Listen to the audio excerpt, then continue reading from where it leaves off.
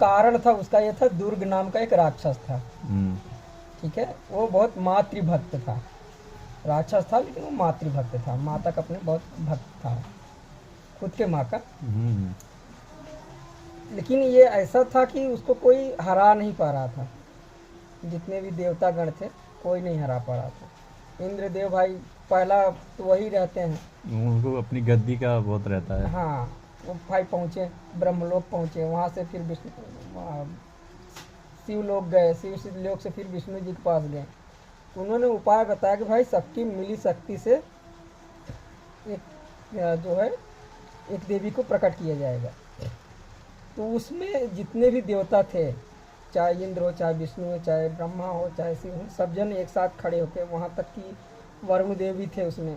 हम्म। जितने भी देवताओं को अपनी अपनी सेवा प्रदान की, कि सब मिल के एक शक्ति को प्रकट करते हैं। हम्म। अब उस समय उसका क्या नामकरण किया गया था ये भी नहीं पता है, मुझे नहीं पता है। हम्म।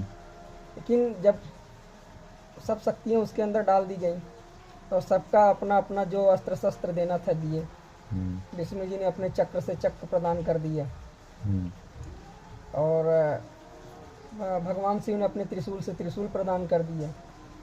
उसी तरह विष्णु जी का ही शायद गदा भी है, उन्होंने गदा भी दिया, शंख भी दिया है। उसी तरह अपनी अपनी शक्तियाँ भी दी, तब जाके वो देवी प्रकट हुई, जिसको बोलते हैं अष्टभुजी देवी दुर्गा माँ को, है ना। वही जो है उसका संहार करते हैं, दुर्ग नाम के राक्षस का। वो पातालोक से था, कहाँ से था वो? वो पता लोग से ही था। दुर्ग नाम के राक्षस का उसका संहार करती हैं, तो और मारने के बाद जब वो मरा नहीं था, हम्म।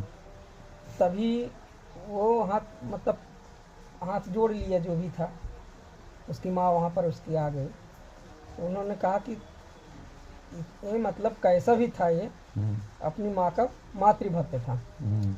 इसके लिए ये मातृभक्त होने की वजह से मेरे इस स्वरूप को जब कोई पूजेगा तो दुर्गा नाम से पूजेगा। ये दुर्गा माँ जी बोली थी। हम्म, तब वहाँ से कहानी है। हम्म। वो दुर्गा माँ को मतलब वो दुर्ग नाम का जो राक्षस था उसकी याद में उसको दुर्गा नाम दिया गया।